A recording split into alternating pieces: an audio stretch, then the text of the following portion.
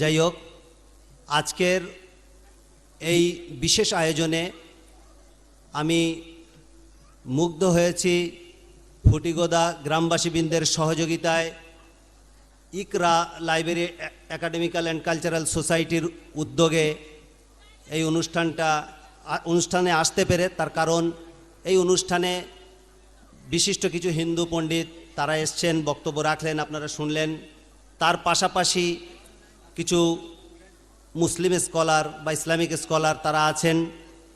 আর সভাপতি সম্মানিত ডক্টর রইসুদ্দিন সাহেব, উনি আমাদের পাশে আছেন, উনি আমারও খুব পরিচিত।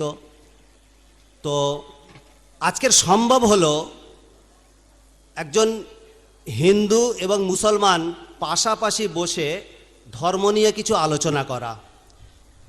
আমার মনে হয় আলোচ্য বিষয়, আলোচনা যেটাই হোক, যাই হোক, খুবই মূল্যবান হয়েছে। মানে যে দৃষ্টিকোণ থেকেই হোক, পাশাপাশি বসে যে দুই ধর্মের মানুষ আলোচনা করতে প্রয়াস পেয়েছে, এটি আজকের সময়ের জন্য সবচেয়ে বড়, এটি আজকের সম্প্রীতির এক লক্ষণ।